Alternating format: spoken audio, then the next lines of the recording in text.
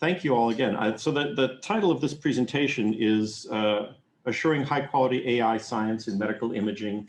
And it's something that I've really come to think about, having this role that I've had now for 4 years with one of the RSNA's new subspecialty journals, which is the AI journal. And so let's see if I can,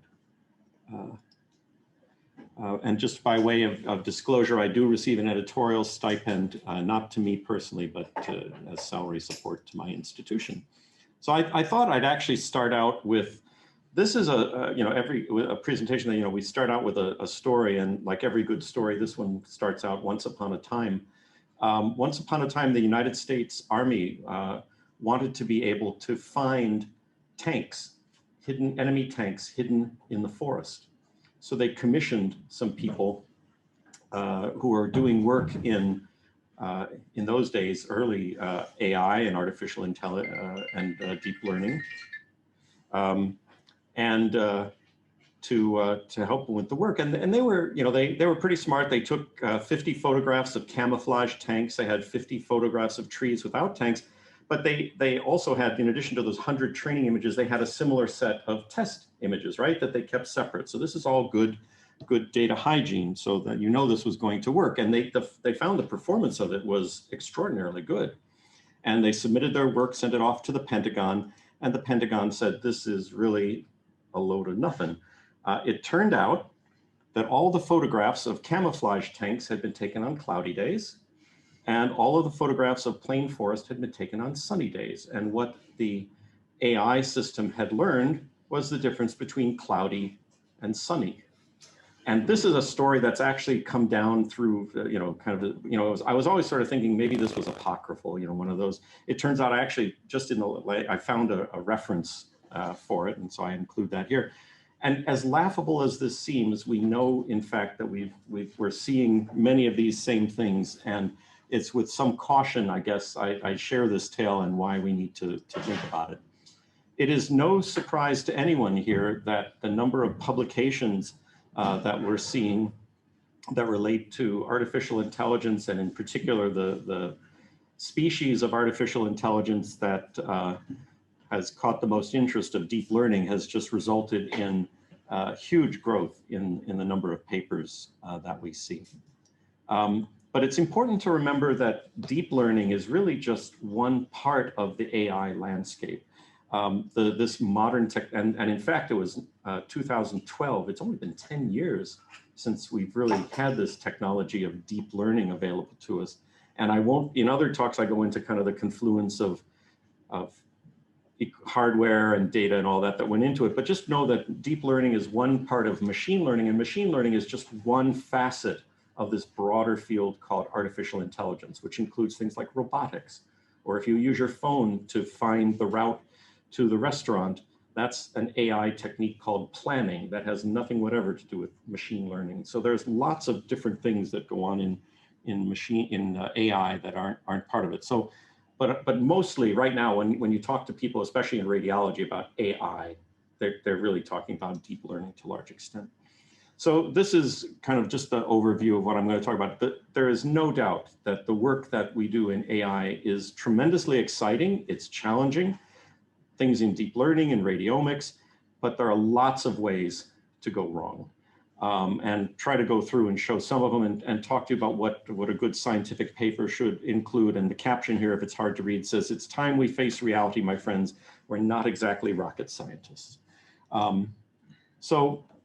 A couple of things to think about, and just good practice in terms of thinking about writing up scientific papers. When you look at the hypothesis, is it quantitative or qualitative? Is it a retrospective study or is it prospective? Is it meant to demonstrate the feasibility of a technique, or are you actually showing the performance of a technique? There are a lot of questions, and in particular for machine learning work, the data become the program. Unlike prior work in software engineering, where a lot of effort was put into debugging the code these days, to me, is kind of fungible. It's really, you can download it from GitHub. the model itself, I don't really care about to some extent. When people talk to me about what they've done, I care about the data and how they've managed it. And there are a lot of things we will kind of touch on a bit in terms of de-identification, ethical considerations, how the data were prepared, data augmentation, how the data were partitioned, and the issues of ground truth. Again, there are a lot of things that pertain, there are a lot of ways to go wrong in the way people evaluate the models in terms of architecture, software, how they were initialized, the pre-training of them, how they chose their hyperparameters, so-called, and the training rules. But then as well, to me, what is, again, probably more important than that, though, the evaluation criteria. And we'll talk about metrics, sensitivity analysis, external testing, and touch on some of the stats considerations. So the things to think about, and you can read this two ways. This is what I do as an editor when I get a paper. And in fact, one of the talks I give this to, we have our trainee editorial board. And I would say for those of you who are in training, I hope you will consider applying next year. We've just concluded, it's an amazing group of people that we've brought on board just in the last month. But I give the first presentation that I give them is this one. And they turn out to be, in fact, some of the best reviewers that we get for the journal. But you know, the question, when someone puts out a hypothesis in a paper, is it clearly defined?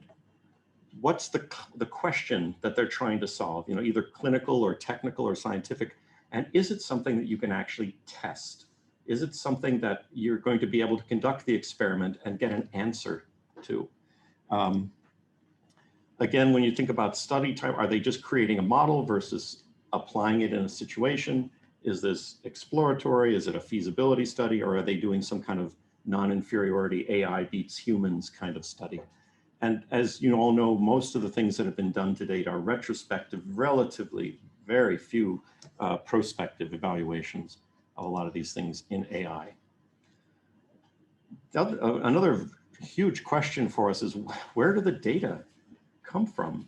And how were the variables defined? We put in a significant effort, and this was an effort that was when RSNA and the American College of Radiology got together, their two informatics committees, and met jointly for 2 or 3 years.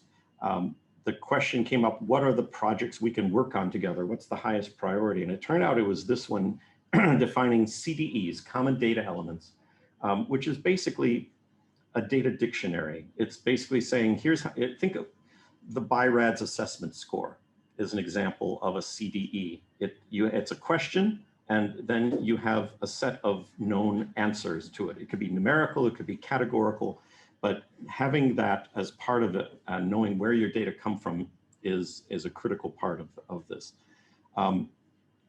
Having well-defined criteria for the inclusion or exclusion of data. I would say most places, when you look at a study, they say we did 500 patients, and it's not that they did a power sample. They did a study to look at power analysis. This is a convenience sample. That's how many patients they had, and it doesn't necessarily match with what was needed in order to answer the question that was being asked. And how well did the training data match the intended use case? I will tell you that I was pulled aside at a national meeting by a vendor and said, here, look at our AI lung nodule detection system. And they showed me this. I said, can you, it was on lung windows. I said, can you show me what the soft tissue window of that looked like? It was a calcified granuloma, which if you're on the East Coast of the United States is a relatively rare occurrence. If you grew up as I did in Chicago and along the Mississippi, Ohio River Valley, everybody has histoplasmosis. Everybody has calcified granuloma in their liver and spleen and lungs. So, it matters what your population that you're dealing with is. This was just, that was the old appearance of the CDE website, but it's radelement.org. It's run jointly by RSNA and ACR. And this is a really nice article by Mark Coley from UCSF, kind of talking about some of the various informatics tools that are available to think about all these things. The other question is around ground truth. And for so many of the projects we build, Investigators put a lot of effort into doing their labeling and trying to get things right. So it's really, I mean, the quality of the AI model you're able to build depends to a large extent on this, but it's also a question of who or what annotated the data. What were their qualifications or training? What instructions were they given? Did you bother to measure the inter-rater or intra-rater variability? I mean, if you had me doing, I have terrible handwriting, and consequently I do terrible at any kind of segmentation task, right? So if you measured my ability to to measure the circumference of a lesion today and compared it to tomorrow, my DICE score would probably be about 0.7, I'm guessing, but it's important. This photograph is from a New York Times article. The headline on it says, "AI is learning from humans, many humans." It looks like a call center. This is in fact people training a system for optical colonoscopy to find polyps. I'm not saying there's anything, it's like, I don't want to cast aspersions against anybody, but it's like, I have no idea who these people are and how they were trained, and whether all of them are gastroenterologists. But and for some things, the level of the task may be something that you can do it with Amazon Mechanical Turk. With other things, maybe you need to have a highly skilled workforce. But it's important to know what the rules were and how these things came together. This was from the RSNA pneumonia detection challenge, and it actually kind of shows how ground truth has an important role to play, at least in the kind of the gamesmanship of these things. What they had so they took the NIH ChexNet data set, which was some 110,000 chest radiographs publicly available. But they took 30,000 of those and they had them hand annotated by chest radiologists. So obviously very highly skilled labor. For the training set, only one radiologist drew these bounding boxes, rectangles labeling where there was pneumonia, if there was.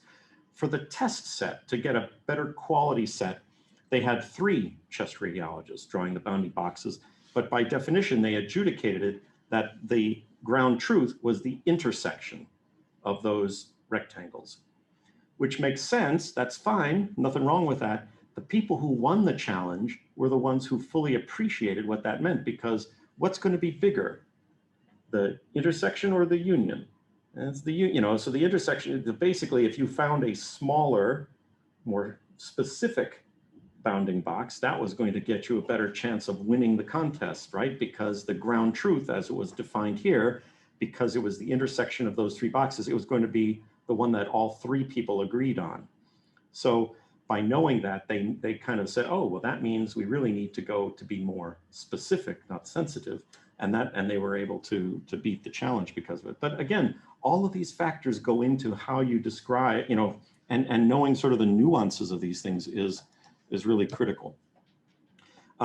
We had some of our earlier conversations today, we were talking about some of the data preparation things. There are a lot of weird things that happen with medical imaging data, largely because the tools that have been built were designed for photographic images. Most things have been trained on this large corpus called ImageNet. They're photographic natural world images. So our normal 512 square images get reduced to 224. It's not even 256, it's a strange size. The bit depth gets lost, from a 16-bit down to 8-bit. But this is kind of what happens with so many of our images, and depending on the system, this is one of the things we have to worry about. There are opportunities there's the notion of data augmentation, that you can kind of generate some sort of fake images to add into the data set, right? To give it some additional cases. Often you have to do this, in breast cancer, for example, you may need to enrich the breast cancers in your population just because there are so few of them. So how do you do that? Well, you take one case that was maybe a left side, and you do a horizontal flip and you pretend that it's a right-sided case. You try to, some things make sense, some don't. You can kind of get by with an MRI image of doing a left-right flip. I'd really discourage you from doing a top to bottom. It's kind of like chest X-ray, right? You really don't want to do a top to bottom flip and try to pass it off as a new natural chest radiograph. But you get the, I mean, so there are things you can do, sort of sliding it or stretching the images a little bit. And so people do some of that for data augmentation. If they have, it's critically important as a reader of these studies that you know about it, because this will affect how you think about the paper.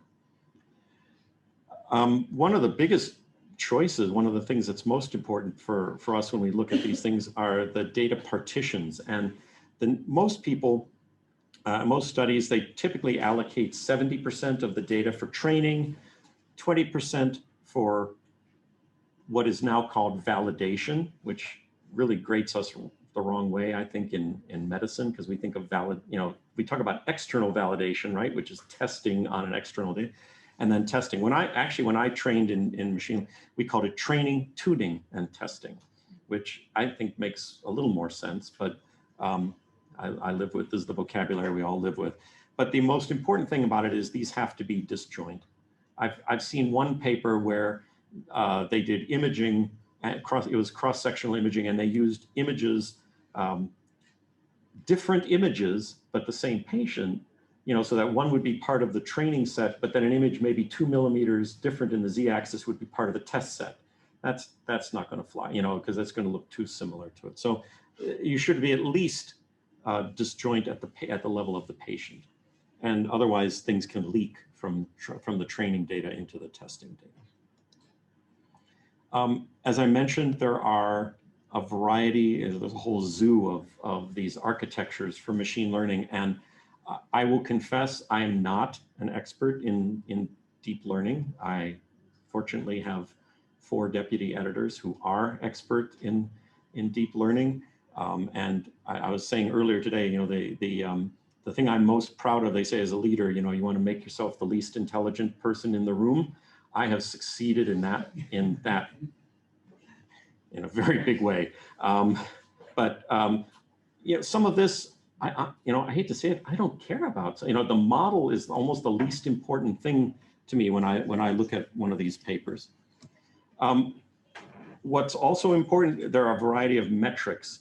And as with so many things, when you play a game, and for a lot of people, certainly in the challenges and with a lot of these AI systems, it gets to be kind of a game. And the one on the left is probably the most common one. That's the dice similarity, or the Dice-Sorensen score. There's one called IOU, intersection over union. There's the Hausdorff dimension. These are different ways of measuring segmentation accuracy. But a really nice paper from Annika Reinke and Lena Meyer-Hein at the German Cancer Research Center. And I'm pleased to say I think I'm one of the people on this paper, probably the archive paper. But anyway, the notion, this is the DICE score, which is the kind of this measure of overlap.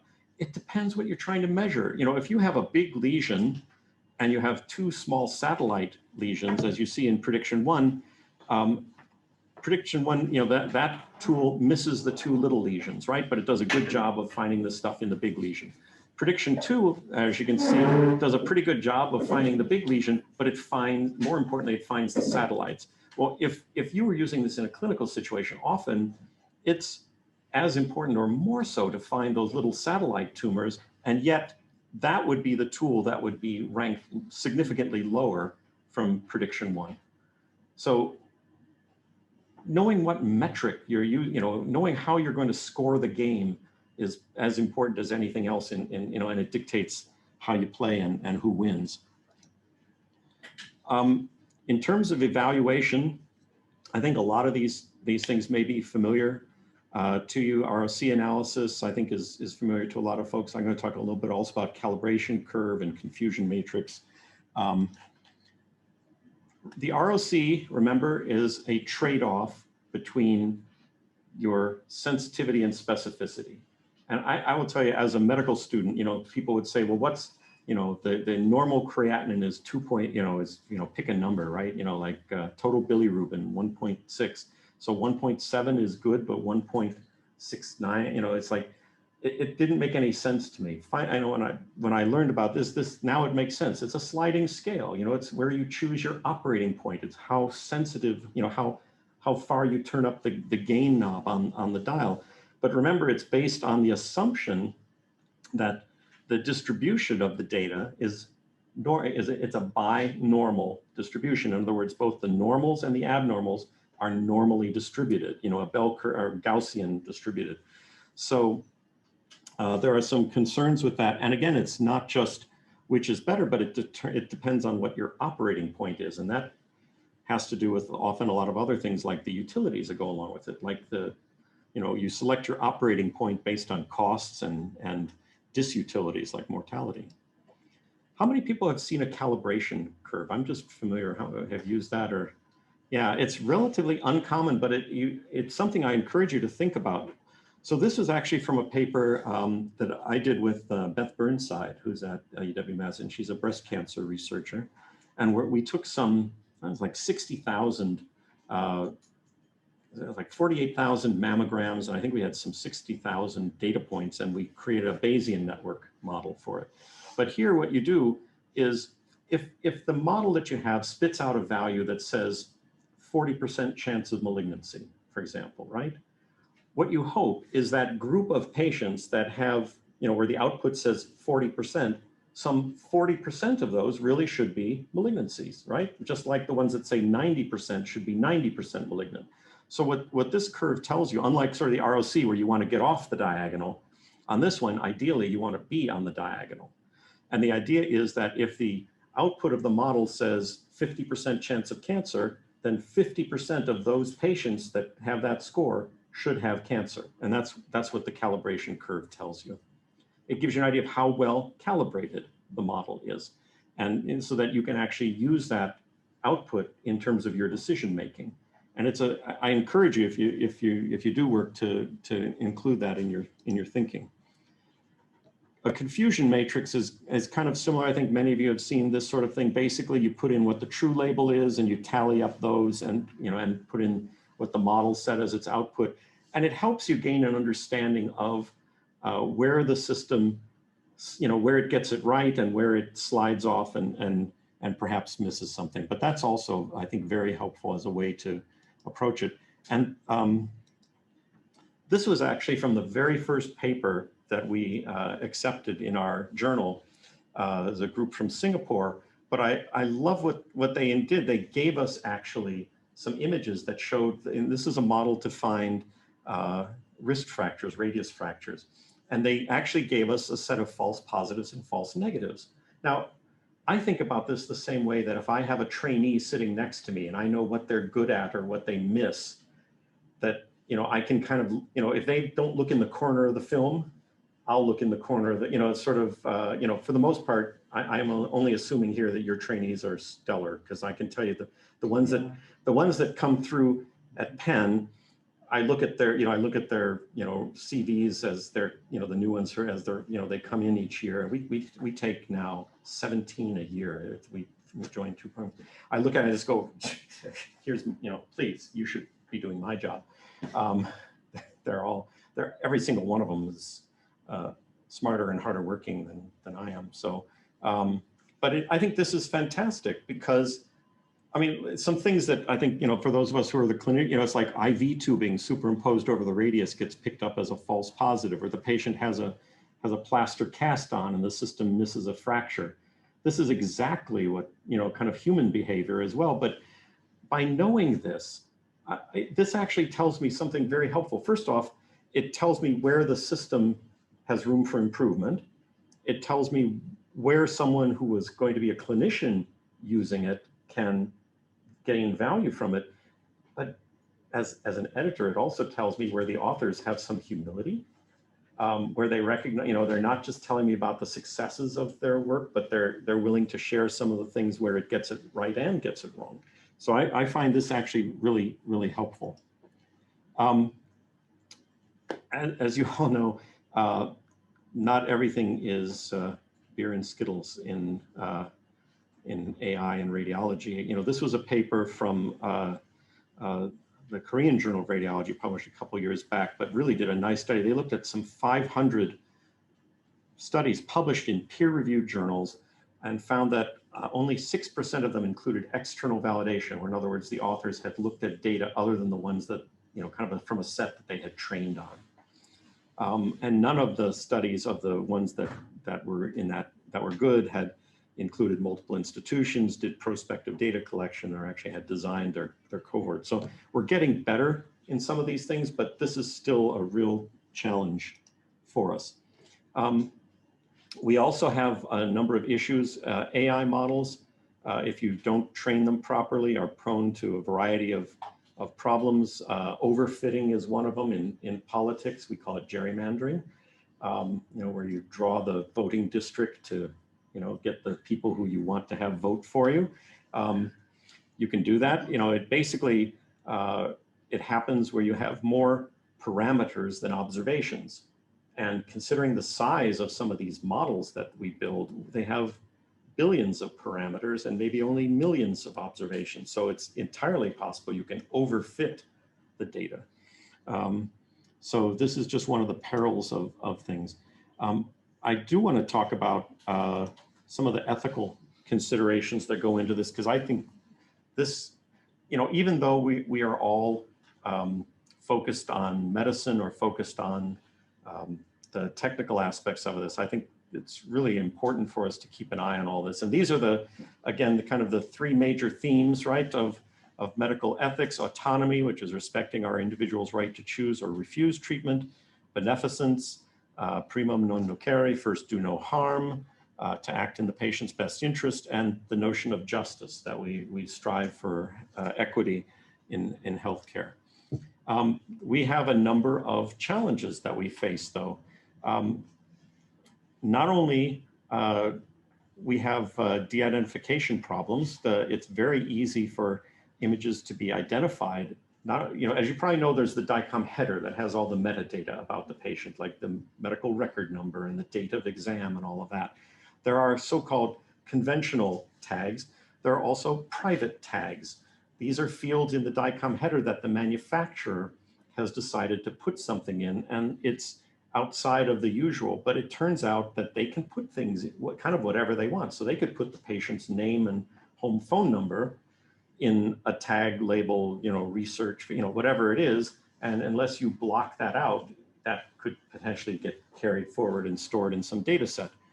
As well, we've seen patients, they've got a necklace that says Christine, and so, or pacemakers will have a serial number that you can, on a radiograph, you can read, and that could be used to re-identify someone. And very often there are burned in labels and so forth. And a number of people have done studies, and from any CT or MR data, these were fake ones here, you can generate facial views that can actually be matched to, in fact, driver's license photographs. There are some things too. We've been trying to do some work with natural language processing and looking at de-identification of radiology reports. It turns out it is not a trivial task. Most of the time it's dates that are in there that we found in our sample, but it's very hard to look up names. And so what you hope is there's a technique called hide in plain sight. And the idea is if it sees a name like Charles Kahn, it turns that into Julio Rodriguez. Okay, it picks names and just does sort of mix and match and puts a pseudonym in there, right? Which is great, except people have actually found ways to reverse hack that, because if you run the thing through there once and it says Julio Rodriguez and the next time it says Hector Gonzalez, then it's like, oh, I get it, there was somebody else's name in there. But other names if it doesn't recognize it as a name, then, if a name has to be, two capitalized words next to each other, then Ludwig van Beethoven doesn't get picked up, right? So anyway, you get the idea. It's, there are some real challenges to it. I love this. This was a Twitter post. Alexandre Cadran-Chenevier is a radiologist in Montreal. These three guys are members of the Canadian Association of Radiologists AI committee. And I don't know, but apparently a requirement for membership on this committee is you have to get a brain MR. But it's a little game here that you can play to see you know, which brain slice and which 3D profile matches the photograph of the guys. So like that's An Tang, and that's his MR, and then the photograph on the left. So you get to match them up. But Canada's different, isn't it? And I could show that because it was on Twitter, right? So, okay. The other thing that has garnered a lot of attention is this question about bias in AI. You know, the fact is we train from historical data, so it has the opportunity to take anything that we did historically and project it off into the future, whether we want to do that or not.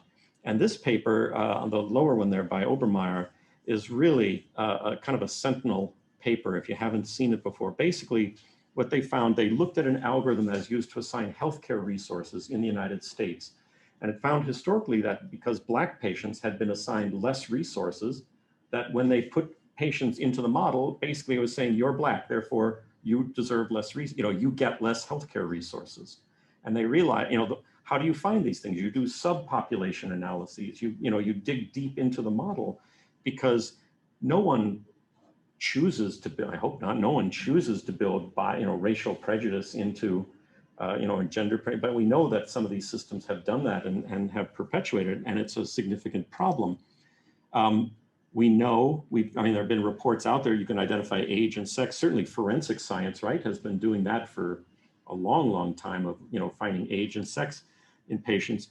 So here's another one using deep learning, but then this one, which has garnered a lot of attention, Judy Gachoya at Emory, they did a paper in Archive called Reading Race, and then this just came out in Lancet Digital Health, where they had individuals self-label as Asian, Black, or white.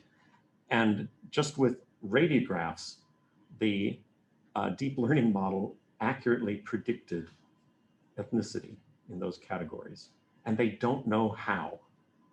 They did a variety of studies looking at ways to split it out, and it's really kind of, it's shocking in some ways, not shocking in others. But what's dangerous about it is, here we are in radiology, and we sort of say, well, we're colorblind. We see things in shades of gray. We don't prejudice. But imagine that you have a system like this that matches up with the system that Obermeyer, that allocates healthcare resources, and you have a system that's kind of figuring out the patient's race and then using that as part of some other calculation, and you have a recipe for disaster. So it's really critically important that we think about all of these issues as we go forward. There are some other things to think about, some unintended consequences, the notion of reducing physician skills. By analogy for this one is you're in your self-driving car, cruising down the expressway, and the car says all of a sudden, beep, I have detected a problem, please take over. Meanwhile, you've had your third glass of champagne in the back seat and you haven't driven a car in 3 months. Not the best time to be taking over the wheel. AI systems learn the text. They learn what's given to them. They don't understand the context in which that sits. And I'll show you an example of that. They tend to be all or none. I particularly like systems that get a little bit, that give you sort of a probability, that show you kind of the fuzzy edges. And then there's this issue about the black box and sort of the inscrutable models. This was an example of text over context. They trained a system to predict mortality of patients being admitted to a hospital with pneumonia. What the AI model found was having asthma gave you better outcomes. Now, this kind of flies in the face of any understanding that you and I would have of this. The reason is that patients who had asthma had a reduced risk of death because they were admitted directly to the intensive care unit. It's bypassing they didn't go to the regular hospital bed where they would then, get into severe trouble and then get admitted to the ICU. So the AI model was correct, but it just didn't understand the context of what it was doing. And this was an AI model that was trained at 2 different institutions, which is a good thing. One hospital had mostly inpatient, about 30% of the patients had pneumonias. The other hospital, mostly outpatient, about 1% of the patients had pneumonias. When they asked the patient, using this heat map or saliency map approach, what is the key thing on the radiograph that tells you if the patient has pneumonia or not? The computer said, it's the letter L. Because as you can see in the hospital that had lots of pneumonias, the L's in proper orientation on the black background. You know, we've seen, but this is the tank, this is the sunny days and cloudy days problem again, right? It's learned something that is entirely irrelevant to what it is that we needed to learn, but we don't know that until we tested it. The model performed reasonably well. We've seen this with models built to detect pneumothorax, where it actually found the chest tube. You know, the thing it was seeing was the chest tube that had been placed to treat the pneumothorax. So it wasn't particularly good at finding people who hadn't yet had a chest tube, or the one that found TB that worked very well. So they realized what it was doing. It was seeing the words TB clinic that were burned into the bottom of the images from the patients with tuberculosis, you know? So, you know, live and learn, we get better as we go. But these are some of the real problems that we have. And unless you test for all these things and test really rigorously, you don't realize, you don't find out that these are problems. This is an example of something called an adversarial image or adversarial attack. Here, the computer has said with 57% confidence that it's a panda, to which a small amount of speckle noise was added. And so that produces the image that's on the right, which the computer says with 99% certainty is a gibbon. So what, you know, I mean, it shows some of the brittleness of these systems. It also shows that maybe we need to take images and actually add noise into them, right? To make the models a little less sensitive to some of this kind of noise. And this has been shown not just in photographic images, but here's an article that shows the same thing. Here's a model with a photographic image of a skin lesion, and the computer says it's nearly certainly benign, add a small amount of perturbation to it, and it comes up saying that it's nearly certainly malignant. And even just rotating the image 8 times turned it from benign to malignant. And you can do this with text. You can do this with a variety of things, it turns out. It highlights some of the brittleness of these models and the fact that, again, we have to be really careful about what it is that we see in all of these things.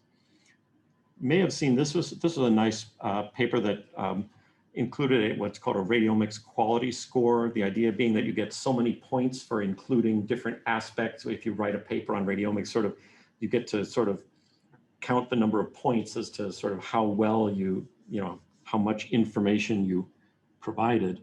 I don't know if you win a prize for getting the highest score necessarily. This is some work that we did, and I actually, for about a year before we wrote this, I was kicking myself because I needed to get it done. But fortunately, John Mongan from UCSF, Linda Moy from NYU joined me, and we got this done. And what I like to point out to people, nowhere in this paper does it say the word radiology. In fact, we kind of explicitly built this checklist for people to use. And in fact, we've heard from people in veterinary radiology, from people in ophthalmology and dermatology, you know, the idea that really a lot of these same criteria for evaluating a paper. So if you submit something to the Radiology AI journal, we expect, I mean, it should have, if it's appropriate, this is a checklist that basically covers a lot of the features that I talked about here, and it's available out there at the rsna.org/claim. So again, just kind of thinking about what makes good science. The hypothesis should be well-defined, testable, and ideally innovative. The methods should be appropriate to the stated problem, described in sufficient detail that if you can't reproduce them, you could come at least close to it, and using the correct metrics. Results should be provided to an appropriate level of detail. And for the discussion section, and I kind of beat this into like my residence, but it really should just be 4 paragraphs. You want to summarize the results, not necessarily repeat them, but kind of put them all together. Place the work into context, describing how this new piece of science relates to work that's already out there. Describe the limitations of the work, because any piece that we do, anything we do is imperfect by nature, and So it's important to be able to know the limits of the work that you've done, and then to take that and really, how is this work going to carry us forward? How, what's the next experiment? How does this add to our ability to do things going forward? So that's really it for me. Thank you all so much again.